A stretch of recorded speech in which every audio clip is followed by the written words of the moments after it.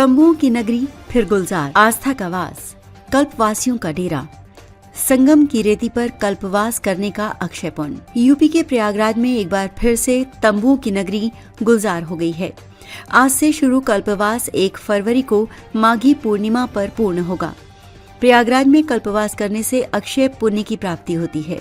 प्रयागराज में संगम की रेती पर शनिवार को पौष पूर्णिमा के पहले स्नान पर्व के साथ ही माघ मेला ही नहीं, कल्पवास भी शुरू हो गया।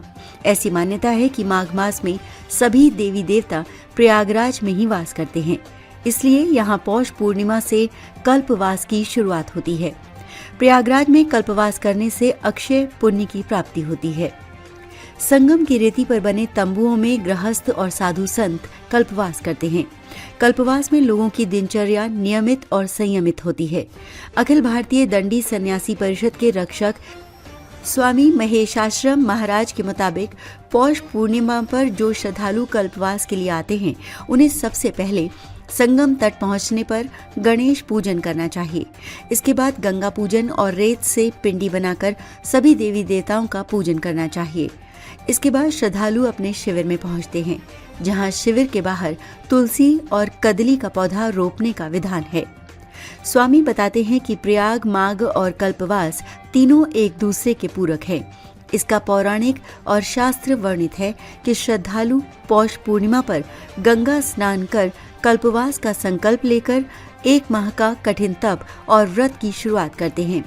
इस दौरान ब्रह्मचर्य का पालन करते हैं। 3 पहर गंगा स्नान और भूमि पर शयन करते हैं। 1 पहर गुरु को भोजन कराने के बाद भोजन ग्रहण करते हैं। अपनी कुटिया में देवी देवताओं की पूजा अर्चना के साथ ही रामायण और गीता का पाठ करते हैं। संत महात्माओं की कथा और प्रवचन का श्रवण करते हैं। इस तरह से माघी पूर्णिमा तक कल्पवास का संकल्प चलता रहता है। कल्पवास पूरा होने पर श्रद्धालु भगवान सत्यनारायण की कथा का श्रवण कर आध्यात्मिक ऊर्जा बटोरकर अपने घर को लौटते हैं। वहीं माघी पूर्णिमा के बाद भी कई साधु संत और कल्पवासी मेले में बने रहते हैं। बताते हैं कि वो त्रिजटा स्नान के बाद अपने आश्रम व घरों के लिए वापसी करते हैं। संगम की रेती पर एक बार फिर आस्था ने डेरा डाल दिया है। शनिवार से शुरू हो रहे कल्पवास के लिए लाखों श्रद्धालु संगम तट पर पहुंच चुके हैं। दूर दराज के क्षेत्रों से आए कल्पवासी व्रत, तप, साधना और संयम का संकल्प लेकर तंबुओं की नगरी में बस गए हैं। पूरे क्षेत्र में जप, तप और पूजा अनुष्ठान की तैयारी हो रही है। शुक्रवार देर शाम तक श्रद्धालुओं का आगमन जारी रहा। कल्पवासियों ने अपने अपने शिविरों में पहुंचकर आवश्यक सामान व्यवस्थित किया। संग लाए तुलसी के पौधों को कुटिया के बाहर रोपा गया, जबकि ठाकुर जी पूजा सामग्री, दान की वस्तुएं, राशन और वस्त्र शिविरों के भीतर रखे गए।